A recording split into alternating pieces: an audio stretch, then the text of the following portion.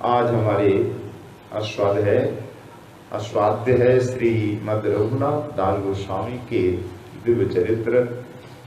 तो षट गोस्वामियों में अन्यतम श्री रघुनाथ दास गोस्वामी जी महाराज, और लौकिक दृष्टि से देखे तो सबसे अधिक रईस थे, धनवान थे ये रघुनाथ दास गोस्वामी। राजा ही थे। आदि सप्तग्राम नाम का क्रियासत, सप्तग्राम मतलब 7 ग्रामों की समष्टि नहीं है, बहुत बड़ा ही राज्य था। बंगाल के कई जिलों मिलाकर बर्धमान, हावड़ा, हुगली, 24 परगना, 4 जिले तो आते ही। उधर भैरव नद जसोर तक जो बांग्लादेश में है, इधर दामोदर नद, ये इनकी सीमा। तो यहाँ के राजा थे गोवर्धन दास, हिरण्य दास, ये 2 भाई। हिरण्य दास बड़े, छोटे गोवर्धन दास। तो इनके एक ही पुत्र है गोवर्धन दास जी के, रघुनाथ दास।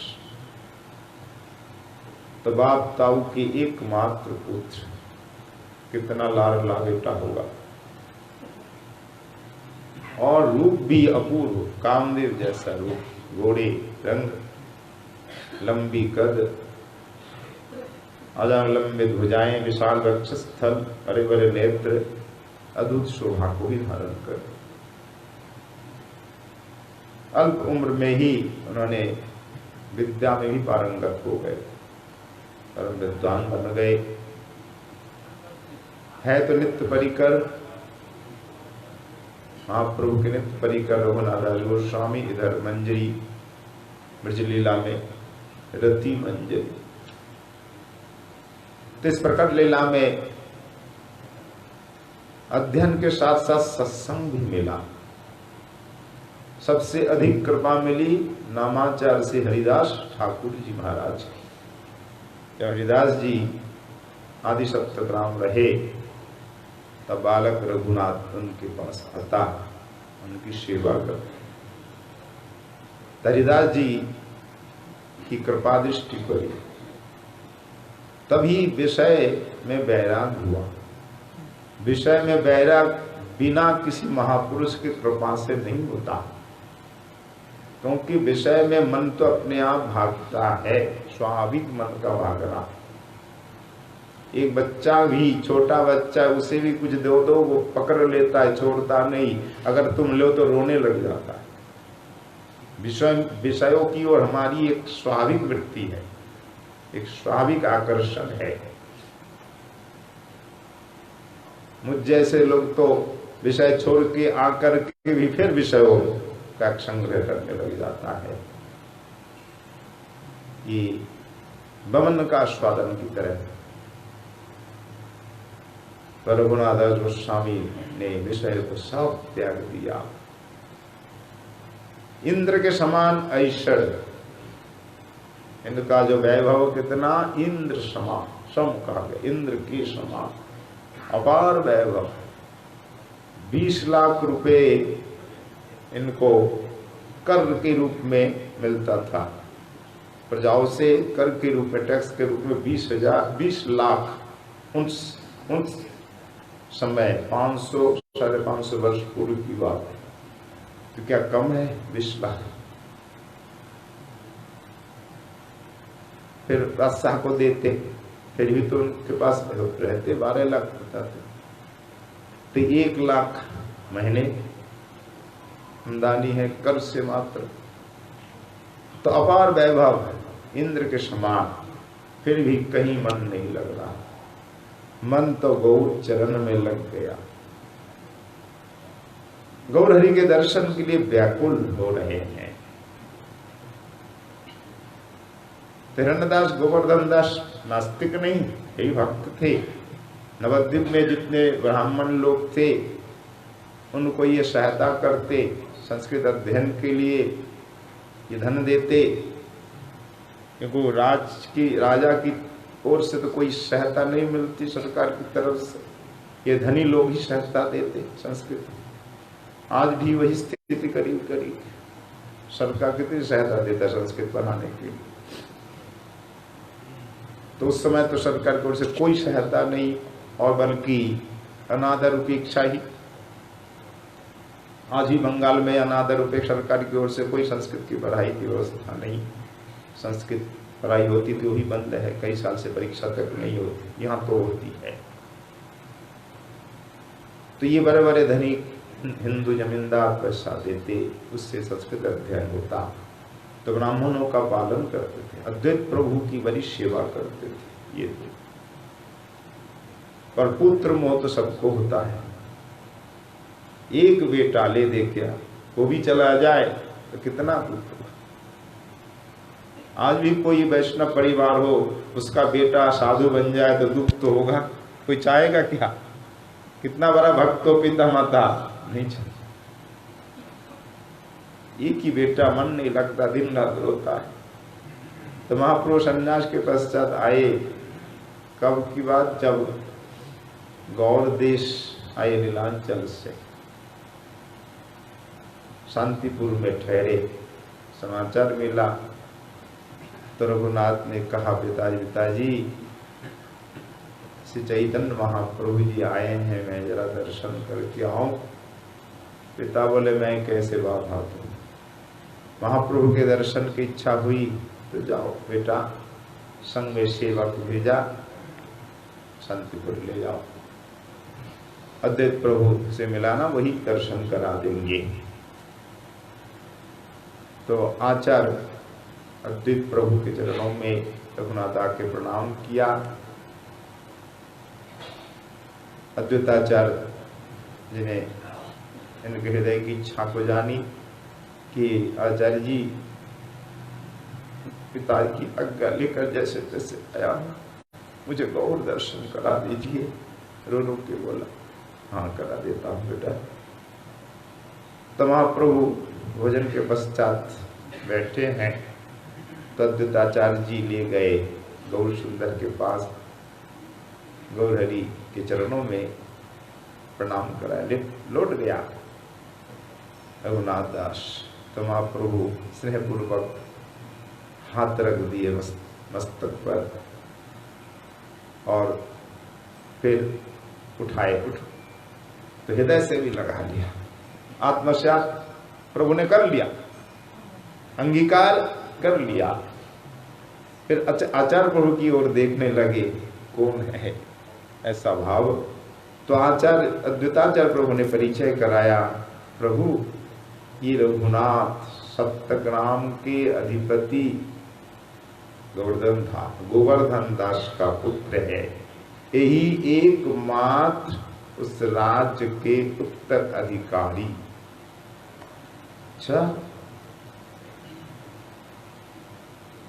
तो बोला ठीक है, 2-4 दिन रहो यहाँ। तो 5-7 दिन वहां रहे सुखपूर्वक रघुनाथ जी, गौर दर्शन किए, गौर कृपा प्राप्त हुई, और रोज गौर हरि के अधराम मृत मिलता था इसको, आचार्य की कृपा से, अद्वैत प्रभु की कृपा से। चैतन्य चरितामृत में आया है कि आचार्य प्रसादे पाइलो प्रभुर उच्छिष्ट पाद, प्रभुर चरणों देखे दिन 5-7। प्रतिदिन आचार्य की कृपा से देव दुर्लभ गौर का उच्छिष्ट अधराम मृत प्राप्त हुआ। देवताओं को सुलभ नहीं, दुर्लभ प्राप्त होता था। अपार स्नेह कृपा अधराम। 5-7 दिन वहां सुखपूर्वक रहे। फिर अद्वैत महाप्रभु निकल गए राम के ओर। रघुनाथ रोते रोते घर वापस आ गया। शांतिपुर से जब लौट आया, उनके प्राण तो गौर चरणों में बंध गए। प्राण गौर हरि के चरण में, शरीर का बने। प्राणहीन घर लौटे। घर में मन नहीं, किसी वैभव में, सुख भोजन में, शयन में मन नहीं। बेटा पागल हो गया सब। पिता माता सोचने लगे।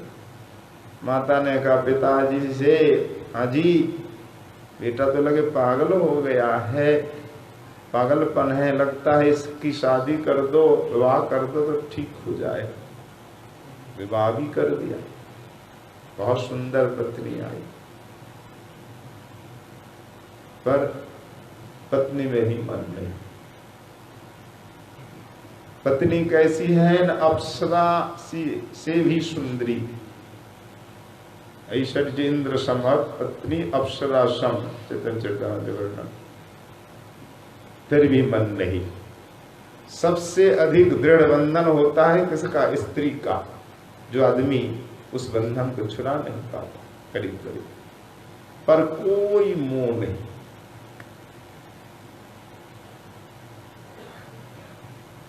लक्ष्मी जैसी शोभा, नाम भी शायद रमा था, इसलिए ऐसी शोभा, पर मोह नहीं। अब मात्र 17 वर्ष है, 17 वर्ष में ही विवाह हो गया, 17 वर्ष में ही। अब प्रभु से फिर दोबारा मिलन। जब प्रभु रामकली से लौटे रूप सनातन गोसाई पर कृपा करके, तब पुनः रघुनाथ जी आए महाप्रभु से मिलने शांतिपुर। व्याकुल प्रभु दर्शन के लिए, तो पिता ने कहा जाओ दर्शन करे आओ। अब रघुनाथ गोस्वामी पागल से हो गए। पिता को तो भेजना पड़ा, शांतिपुर नहीं भेजे तो विपत्ति, और भेजे तो विपत्ति। अंत में कहा ठीक है जाए, नहीं तो और पागल हो जाएगा। तब प्रभु ने कृपा की। रघुनाथ बार बार निवेदन कर रहे, प्रभु अब मन नहीं लगता घर में, अब हमें अपना लीजिए, चरणों का दास बना लीजिए प्रभु, आपके साथ ही मैं जाऊंगा। प्रभु समझ गए, बोले नहीं रघुनाथ अभी समय नहीं हुआ।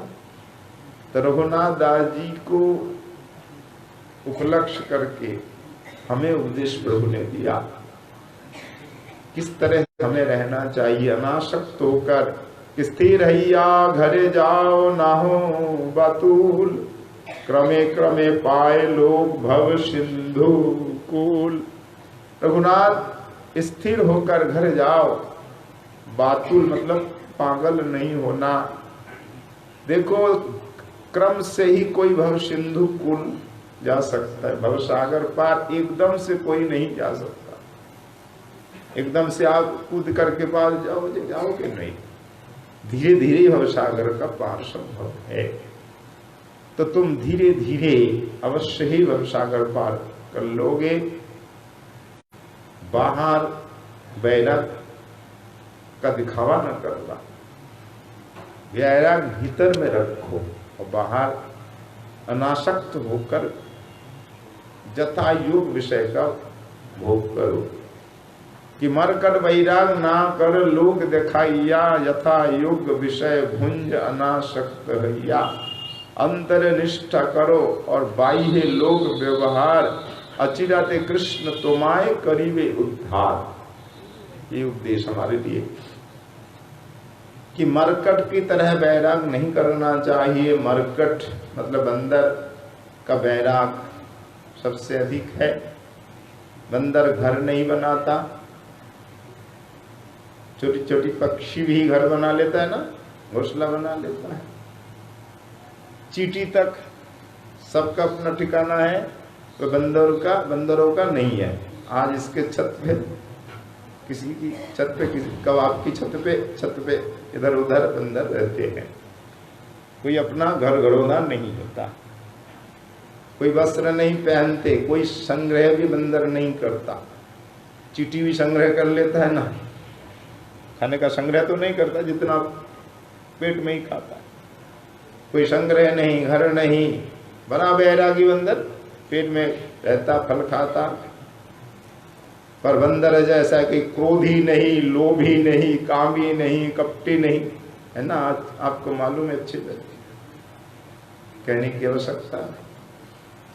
तो इस तरह का वैराग न करना, दिखावा न करना। अंतर यानी हृदय में निष्ठा रखो और बाहर जितनी आवश्यकता उतना विषय ग्रहण करो। अगर 2 रोटी से चल जाता है काम पेट भरता तो 4 क्यों, अधिक नहीं। सूखी रोटी सिखाकर जीवित रह सकते तो क्यों घी चुपड़ी खाएं। 1 सब्जी से चल सकता है काम, 2-3 सब्जी क्यों, दही दूध मक्खन क्यों। भोजन जितना हो सके कमा दो, सूखा रूखा खाओ तो अच्छा रहोगे, शरीर स्वस्थ भी रहेगा। आदमी खाने से ही बीमार पड़ता है, शुगर होता है खाने से ही, तो अधिक खाओ मेहनत न करो तो होता है। तो सूखा रूखा खाओ, महाप्रभु का आदेश ही है, भालो ना खाइबे भालो ना करीबे। तो सूखा रूखा जैसे तैसे खाकर शरीर का रक्षण मात्र करो। शरीर रक्षण किस लिए, भजन के, इसीलिए शरीर की रक्षा। और वस्त्र भी आप 10-20 हजार का वस्त्र भी पहन सकते हो ना, किसी किसी का तो लाखों का है, और 100 रुपये भी आप पहन सकते हो। आज की तारीख में 100 रुपये में भी काम चल सकता है, भले ही मोटा वस्त्र हो। तो सबसे कम कीमत वाला वस्त्र है, सबसे कम। भाई केवल शरीर को ढकना ही तो है, क्या हम 10-20 हजार लाख का पहने तभी शरीर ढकेगा, 100 का नहीं ढकेगा। तो सबसे कम खर्चा करो शरीर के लिए, खाने पीने रहने के लिए, पहनने के लिए, केवल शरीर की रक्षा। इस प्रकार विषय को भोगो, सूखा रूखा खाओ और जैसे तैसे शरीर को ढक लो। फटा वस्त्र पहनो तो कोई निंदा नहीं है, बड़े बड़े घर के लोग साधु बन जाते फटे वस्त्र पहनते। हमारे रूप सनातन रघुनाथ फटे ही तो पहने, फटी गुदरी फटा वस्त्र, इसी में ही तो शोभा है। पर भीतर में वैराग्य, विषयों में बिल्कुल आसक्ति नहीं, कोई संग्रह नहीं, अंतर निष्ठा करो, बाह्य लोक व्यवहार, केवल बाहर लोक व्यवहार दिखावा है करो और निष्ठा भीतर रखो। तो चिराते कृष्ण तुम्हारे करीबे उद्धार, शीघ्र ही कृष्ण तुम्हारा उद्धार करेंगे। ये संसारी लोगों के लिए ये उपदेश, संसारी जो विषय वैष्णव जन है, गृहस्थ वैष्णव, उनके लिए ये उपदेश। घर में कैसे रहोगे, लोग व्यवहार आपको करना है, यदि लोग क्या कहेंगे, सबसे व्यवहार टिक रखना है। अपने घर में, बाहर, कार्य क्षेत्र में जाना आना उठना बैठना आपको पड़ेगा, पर अपनी निष्ठा अपनी जगह। अच्छा ना खाओगे, अच्छा ना पहनोगे, विषय में आसक्ति नहीं, संग्रह नहीं, इस प्रकार रहोगे, भजन चलता रहेगा तो एक दिन ना एक दिन तुम्हें भगवत कृपा मिलेगी अवश्य। और बैरागी के लिए तो भालो ना खाए भालो ना परिवेश सदायु उपदेश बाद में किया।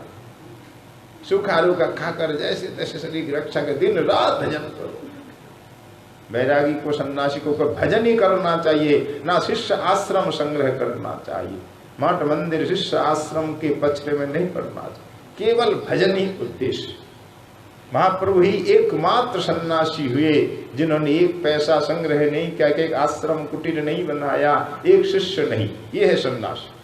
सन्यासी का कर्तव्य एक पैसा न रखे, एक आश्रम न बनाए, एक शिष्य न करे, वो सन्यासी। संन्यास, सम्यक रूप से न्यास त्याग दिया जिन्होंने विषय को। सन्यासी का आचरण बहुत ही कठिन है, सबसे निबद्ध नहीं। महाप्रभु ने पालन किया और किया हमारे रूप सनातन रघुनाथ ये गोस्वामी, कोई संग्रह नहीं है। आज गोवर्धन में सनातन गोस्वामी तो काल पावन सरोवर में जगह जगह रहते ना, कोई संग्रह नहीं, कुटीर नहीं, रहने के लिए स्थायी। ऐसे रघुनाथ दास गोस्वामी वृंदावन आए, राधा कुंड में ऐसी पेड़ के नीचे बड़े रहते।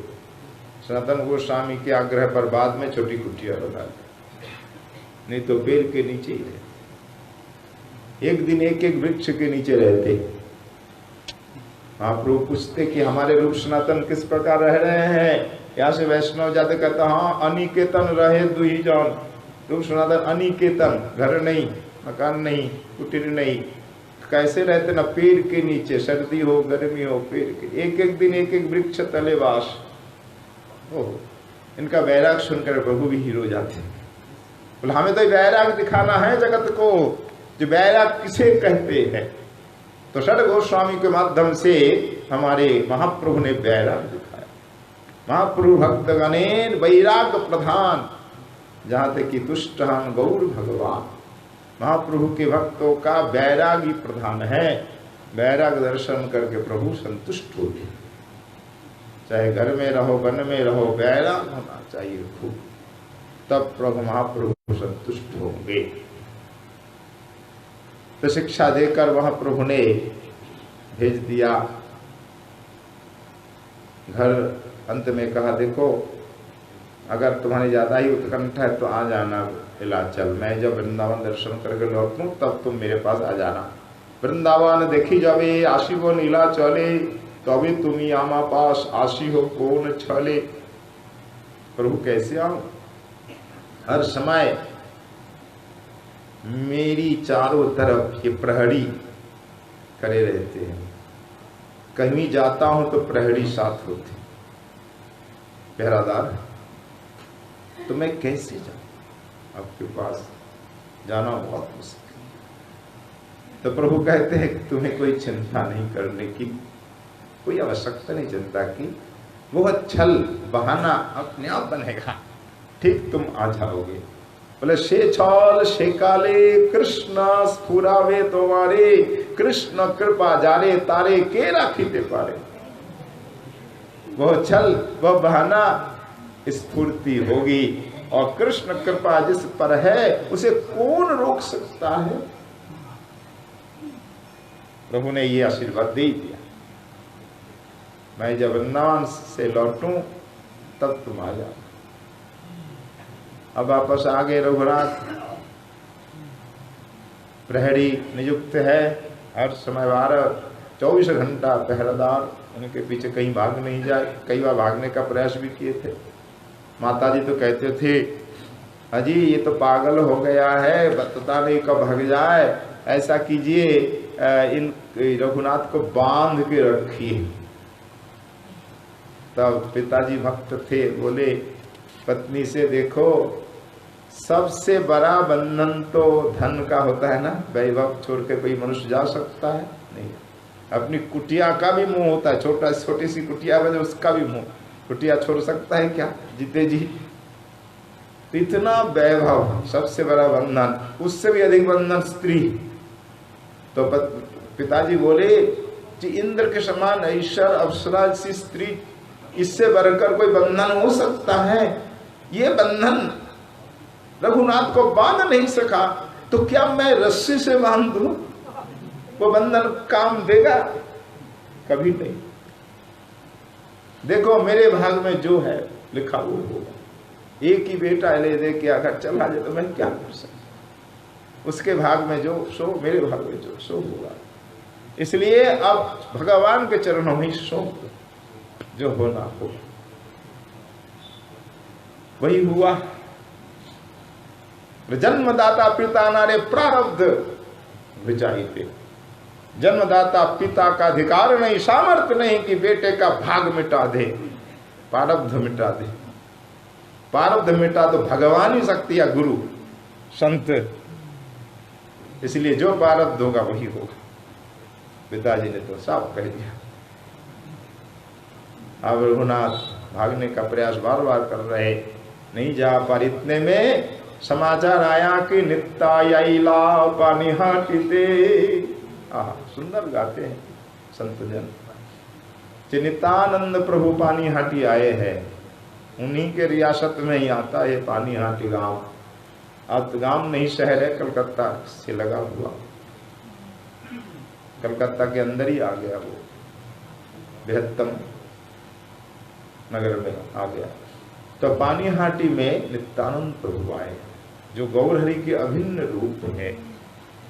तो चलकर क्यों नहीं उनका दर्शन किया जाए, तब शायद उनकी कृपा होने से गौर मिल जाए जल्दी जल्दी। तो पिताजी से, पिताजी हमारी रियासत में आए हैं नित्यानंद प्रभु, जरा उनके दर्शन करे आऊं, आपकी आज्ञा हो तो। पिताजी बोले जो है गुलाट में होगा ही, बेटा चाहते जा चलो।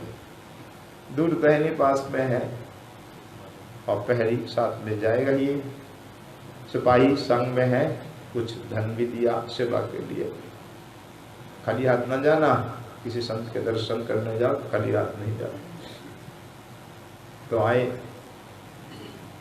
गंगा किनारे बट वृक्ष के नीचे हमारे परम दयाल पतित पावन निताई चाँद बैठे हैं, करोड़ों सूर्य प्रकाश के साथ 10 दिशाएं आलोकित प्रकाशित हो रही हैं। उनके चारों बगल में बैठे हैं बड़े बड़े संत। तो दूर से ही साष्टांग प्रणाम किया। दंडवत का मतलब साष्टांग गिर जाना चरणों में, दंड की तरह, तभी दंडवत। तो दंडवत प्रणाम किया। तो सेवक ने कहा कि रघुनाथ को कौन नहीं जानता उस राज्य में, युवराज है। तो सेवक ने कहा नित्यानंद प्रभु से, प्रभु वो देखिए यहाँ का युवराज। रघुनाथ आया है। अच्छा, वो दंडवत कर रहा है। अरे बुलाओ बुलाओ उसको, बुलाओ। क्या बोले? चोर चोर इधर आ। सब अवाक, युवराज को चोर, क्या चोरी की उनकी? बोलिए तो भीतर की बात है। तो भक्त ने जब कहा क्या चोरी की, अरे तो भीतर की बात है, बात में बताओ। रघुनाथ इधर आओ, जल्दी निकट आओ। रघुनाथ पीछे हट रहे। अरे मैं बुला रहा हूं तो पीछे क्यों? नित्यानंद पर उठ करके जबरदस्ती खींच लाए, ला करके चरण में गिरा। तो चरण की दोनों चरण मस्तक पे रख दी। ये दंड पहले।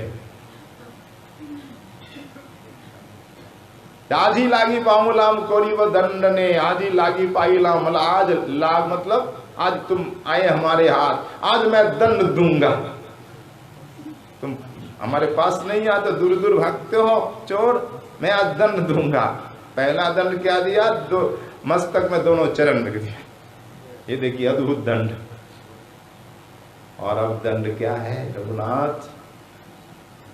यहाँ जितने हमारे वैष्णव जन है ना, सबको आज प्रसाद पवाओ। आज हमारी इच्छा कुलीन भोजन होए। यहाँ दही चूरमा का भोग लगे।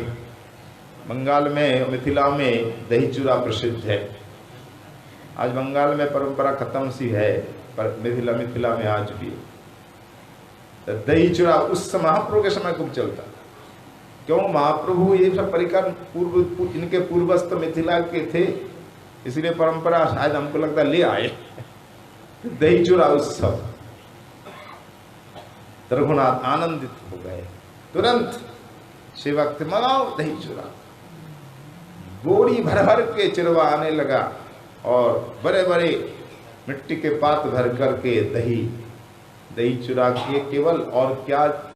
चीनी, शक्कर और दही, दूध भी दो, एक दुग्ध चिरा, एक दही चूरा का वो होगा।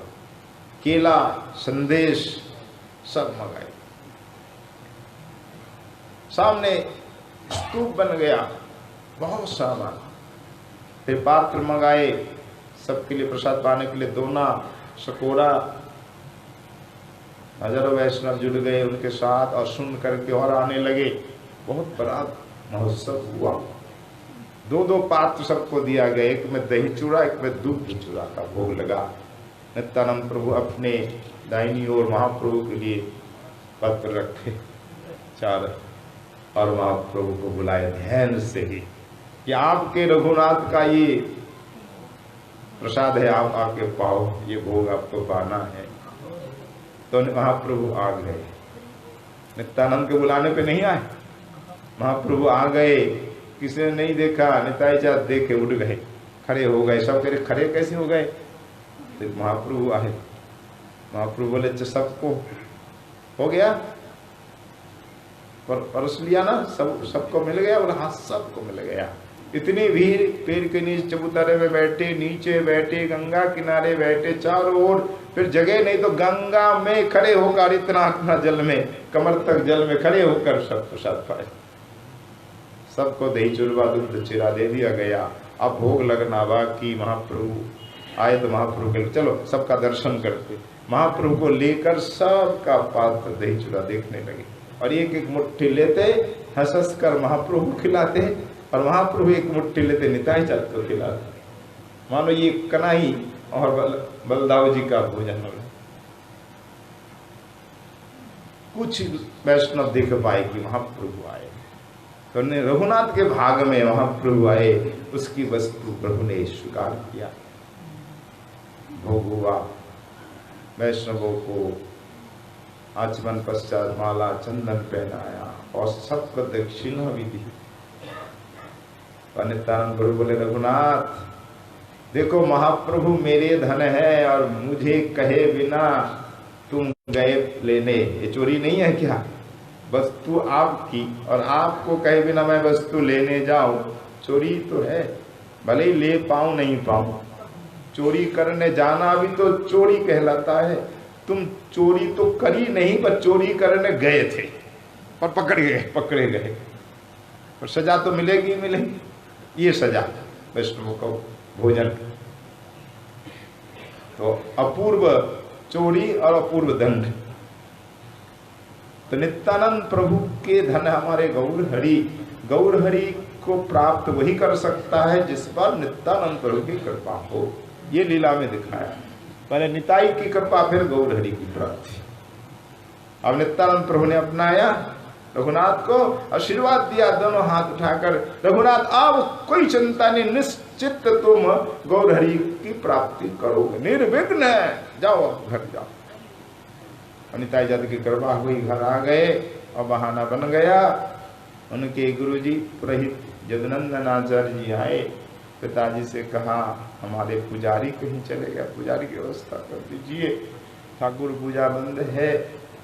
रघुनाथ से कहा, रघुनाथ तुम्हारे गुरुजी, रघुनाथ जी के गुरु, पिताजी के नहीं, रघुनाथ जाओ गुरुजी के साथ जाओ, जरा पुजारी की इंतजाम कर दो। तो गुरुजी के साथ आए, जरूर इंतजाम तो कर ही दिए होंगे, पुजारी की व्यवस्था करके बस भाग लिए, बहाना बन गया। अगर राजमार्ग से जाते तो पकड़ के ले आते, राजपथ से नहीं गए, खेत होकर के, खेत खलिहान होकर जंगल की। पत्रकर्ता लिखते, देखो जो कभी पालकी के बिना घोड़े के बिना नहीं चलते, आज वो से हटे रांगा पाए पद में आया। आज वो दो चरण कितने कोमल हैं, कंकर कांटे चुभ रहे, दौड़ रहे बिना खाए। जो पलंग में सोते 56 भोग खाते, आज जमीन में सो रहे हैं, गौशाला में सो रहे हैं, खाने को कुछ नहीं। 12 दिन में पहुंच गए नीलाचल, मात्र 3 दिन भोजन मिला था। किसी गोप ने दुग्ध दिया तो पी लिया, नहीं दिया तो कोई बात। दिन रात चले, चल करके पूरी आ गए, एकदम जीर्ण शीर्ण काय महाप्रभु के चरणों में गिरा। सर्व दामोदर गोसाई ने कहा, ये रघुनाथ आया। प्रभु ने छाती से लगाया, सर्व दामोदर जी के हाथ सौंपा, तुम ही इसका पालन करो देखभाल। तो सर्व दामोदर जी के साथ ही रहने लगे।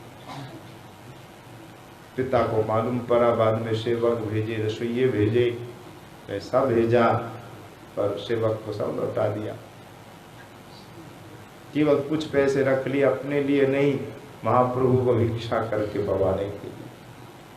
2-4 दिन प्रभु पाए, अंत में कहा ये विषयी का धन है। रघुनाथ एक बात कहूँ, ये विषयी अन्न खाइले मलिन है मन, मलिन माने कृष्ण भजन ना है भजन। विषयी का अन्न खाओगे मन मलिन होगा, मलिन मन से भजन नहीं होता। तो मुझे निमंत्रण न करना विषयों के धन से, पर पिता घोर विषयी है। तब से रघुनाथ भिक्षा बंद कर दिया, पिताजी से एक पैसा लेना बंद कर। तो खुद क्या खाते, जगन्नाथ जी के द्वार पर भिक्षा मांगते। क्या भिक्षा? महाप्रसाद। महाप्रसाद खरीदने जाते लोग, भिखारी होते सबको महाप्रसाद देते, रिवाज है। तो वही जो मिल जाता महाप्रसाद भिक्षा में, वही खाके उधर निवृत्ति करते। बाद में उन्होंने, उनको लगा अब भजन करेंगे तो अपने आप वैराग होगा, भजन में आपकी उन्नति होगी, बुद्धि अपने आप आएगी। कैसे उन्नति होगी? भजन के प्रभाव से। भजन के कारण अब मन में ये भाव आया, मैं तो ये खड़ा रहता हूँ, ये भक्त ये प्रसाद हमको देगा, इन्होंने नहीं था ये देगा, ये भी एक तरह वेश्यावृत्ति है, समय बर्बाद होता है इसी चिंतन में, नहीं नहीं नहीं हमको ये नहीं करना। तब अन्न क्षेत्र है, धाम में होते हैं, यहाँ भी है, तो 2-3 अन्न क्षेत्र में चला जाऊंगा, मिल जाएगा प्रसाद, इससे मेरा पेट भर जाएगा, समय भी की बचत भी होगी। अब क्षेत्र में मांग कर खाने लगे, भिखारियों के संग बैठ करके। महाप्रभु पूछते रहे, स्वरूप तुम्हारा रघु क्या कर रहा है इस समय? प्रभु आपकी कृपा से उसने महाप्रसाद की भिक्षा छोड़ दी, सिंहद्वार में खड़े रहते छोड़ दी। अच्छा तो कैसी जीविका चलती है? आजकल रघुनाथ अन्य क्षेत्र में जाकर भीख मांग के खा ले। अच्छा, राजा का पुत्र भिखारियों के संग खाता बैठ के, धन्य है प्रभु कृपा, देखो परम वैराग्य है। आहा, यही तो भजन का लक्षण है, बहुत अच्छा। फिर बाद में भजन करते करते भाव आया, अरे देखो ये महाप्रभु ने कहा विषयों का अन्न नहीं खाना, ये जो अन्न क्षेत्र चलाने वाले कौन? विषयी लोग, धनी लोग। नहीं ये भी नहीं खाऊंगा, तो कैसे चलेगा? पर कहीं से तुम लोगों को विषयी का ही लेना पड़ेगा। बोले नहीं, उपाय है। जगन्नाथ जी का जो प्रसाद का बाजार है ना, महाप्रसाद का बहुत बड़ा बाजार लगता है, विश्व में ऐसा बाजार नहीं है कहीं महाप्रसाद का। 1000 आदमी लेके जाओ, तुरंत आपको भोजन मिल जाएगा। तो वहाँ रात्रि में कोई ग्राहक नहीं होता, 10 बजे जाने बाद। महाप्रसाद चावल आदि तो है, कच्चा प्रसाद कल तक रहेगा नहीं, सड़ जाएगा। तो दुकानदार क्या करते हैं, जो सड़ गया सड़ा हुआ महाप्रसाद गायों के बीच में डाल देते हैं, तो गैया सब खाती है। दुकान बंद करके चले जाते अधिक रात में। तब रघुनाथ दास जी जाते, यही एकमात्र जीविका उनकी। जब गाय भी खाकर चली जाती, दुर्गंध के मारे गैया भी नहीं खाती, जो महाप्रसाद पड़ा रहता था बचा कुचा, तब रघुनाथ दास जी उन महाप्रसादों को उठा कर ला। गैया भी नहीं खाती, इतना सा लाते, फिर धोते, 1 बार 2 बार जल से धो करके। भाई इतना सड़ा हुआ लगेगा, थोड़ा सा निकलेगा भीतर का, वहां भीतर का अंश इतना लाए, इतना हुआ, उसी से पेट भर जाता। कैसे खाते? नमक मिला। प्रभु ने कहा, स्वरूप तुम्हारा रघु क्या कर रहा है? प्रभु क्या कहें, क्यों बोलो ना, क्या कहूँ आपसे, मेरा भी हृदय विदीर्ण होता है सुन के। क्यों, क्या बात है? सड़ा हुआ महाप्रसाद गाय नहीं खाती, वो दुर्गंध मारे, वो ऐसे सराम प्रसाद उठा लाता खाता है। अच्छा, राजपुत्र होगा, प्रभु आपकी कृपा फली है तो रघुनाथ दास पर फली। महाप्रभु से रहा नहीं, बोले मैं जाऊंगा। रात्रि में जब बैठे भोजन के लिए, केले का पत्ता वहां अधिक होता है, उसमें रख दिए महाप्रसाद, एक जगह नमक। अब बैठेंगे पाने के लिए, उतने में महाप्रभु हरि बोल कहकर पहुंच गए। सर्व दामोदर साथ में महाप्रभु आए, चरणों में प्रणाम, अहो भाग्य आपके दर्शन। रघुनाथ, ये क्या है? जगन्नाथ जी का महाप्रसाद। ऐसा उत्तम महाप्रसाद तुम पाते हो, मुझको नहीं देते हो? तुरंत एक मुट्ठी उठाई मुंह। दोबारा उठाने गए, सर्व दामोदर जी हाथ पकड़, प्रभु अर नहीं, आप सब पालेंगे तो भूखा रह जाएगा। रघुनाथ आपका आपके योग भी नहीं। रघुनाथ, क्या अमृत, कैसा दिव्य सुस्वादु, तुम अकेले खाते, मुझको नहीं देते। इतने प्रसन्न हो गए वैराग से, छाती से लगाए और रघुनाथ से, रघुनाथ अब तुमको मैं क्या दूं? मेरे पास कोई वस्तु तो है नहीं, मैं सन्यासी आदमी, कुछ तो है नहीं, तुम्हें कुछ उपहार देना चाहता हूं। तब हृदय में लटकते रहते थे गिरिराज शिला। यहाँ से शंकरानंद जी प्रभु को ये उपहार दिया, तो गिरिराज जी की शिला अश्रु जलों से नहलाते प्रभु। अरे गुंजा हार था, लो मेरे पास और कोई वस्तु, यही वस्तु है गिरिराज शिला गुंजा हार, मैं आज से तुमको देता, तुम इसकी इनकी सेवा क्या करो। सेवा के लिए क्या चाहिए? केवल एक पूजा जल, मतलब एक मिट्टी के पात्र में गिलास में जल देना और थोड़ा सा खजा होगा, पूरी में खजा होता, और कोई आवश्यक नहीं। स्नान करा के 8 तुलसी दल जरूर रोज देना। अधिक तो बैरागी बस क्या होगा, चंदन कहाँ से लाओगे, अगरबत्ती दीपक कहाँ से लाओगे, कुछ करने की आवश्यकता नहीं। केवल तुलसी बिना पैसा बिना आयास मिल जाएगी। 8 तुलसी दल मंजरी दल, 2-2 पत्र हो कोमल, मंजरी 8 दल स्नान करा के चरण में चढ़ा देना, और बाद में एक पूजा में मतलब जल के पात्र में, पूजा मतलब छोटा सा मिट्टी का पात्र आता है, सलाई, जल और खाजा रख देना, बस इसी से ही संतुष्ट विराज। ये सेवा करते आज रघुनाथ दोनों नेत्र से आंसू से भीग गए। प्रभु की इतनी कृपा। प्रभु कहीं मुझे लगता है गिरिराज शिला देखकर ये कहना चाहते हैं तुम अब गिरिराज जी के तलहटी में रहो, और गुंजा हार मतलब ये राधा रानी के चरणों में मुझे अब समर्पण कर दिया, समर्पित कर दिया। अब से मैं राधा दासी हो गई। राधा दास प्रभु ने दिया। तो तब प्रभु के अंतर्धान के पश्चात विरह व्याकुल होकर रघुनाथ वृंदावन चले आए। ये उत्तर चरित्र है। समय हो चुका है।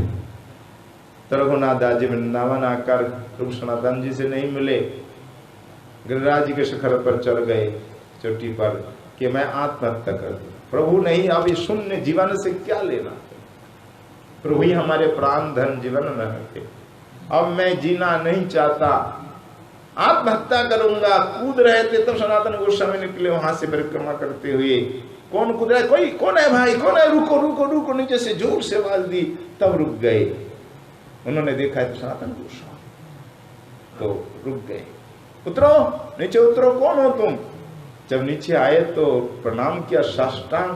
अरे रघुनाथ तुम कब आए? प्रभु प्रभु तो चले गए, हमको छोड़कर चले गए। ओ पकड़ के ऐसे हुए। रघुनाथ तुम ये क्या कर रहे थे आज? आत्महत्या? मैं भी तो एक दिन करना चाहता था, वहां प्रभु ने बचाया। तुम भी वही करना चाहते।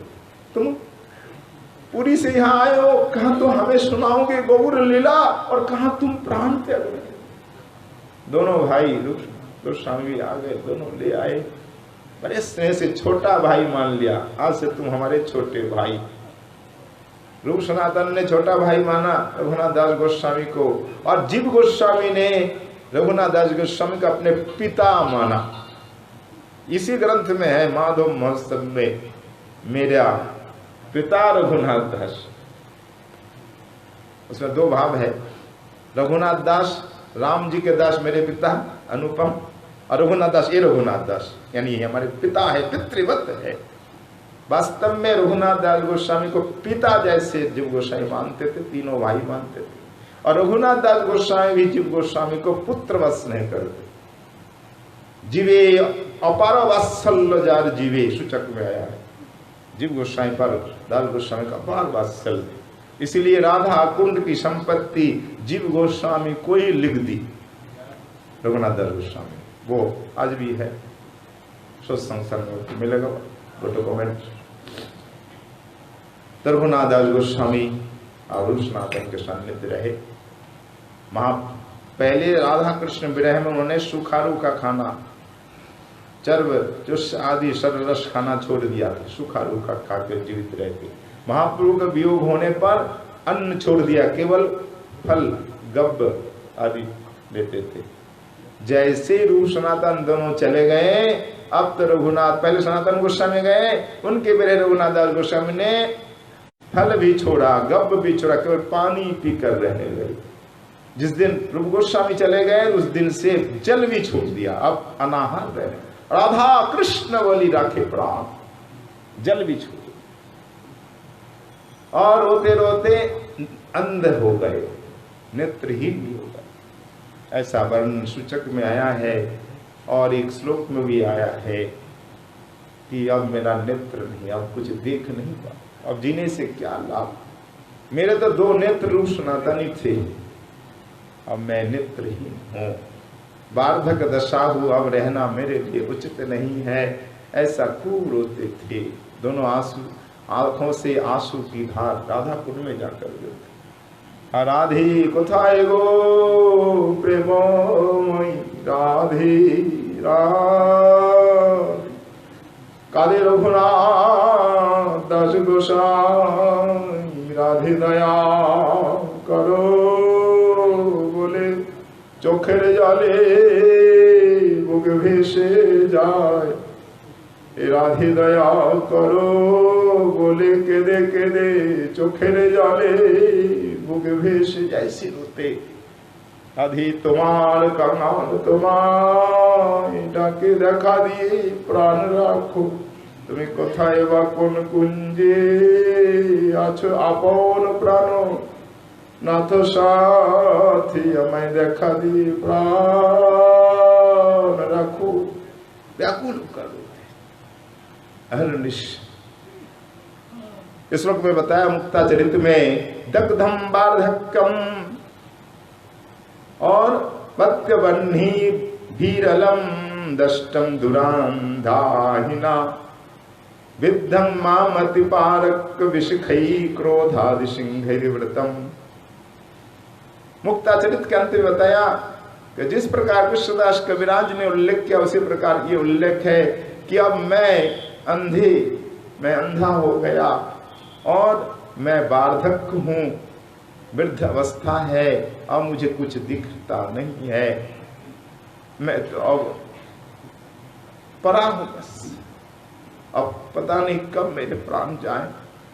इस प्रकार रोते थे।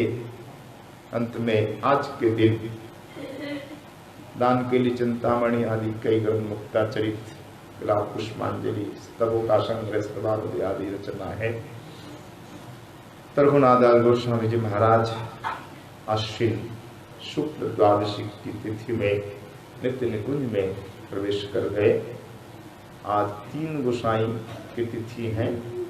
पहले रघुनाथ भट्ट गोस्वामी निकुंज प्रवेश किए इसी तिथि में, इसके बाद रघुनाथ दास गोस्वामी, इसके पश्चात श्री कृष्णदास कविराज। पर तिथि एक ही पड़ी। आज वह तिथि है शुभ तिथि। यहाँ भी तीनों आचार्य जी की तिथि मनाई जाती है।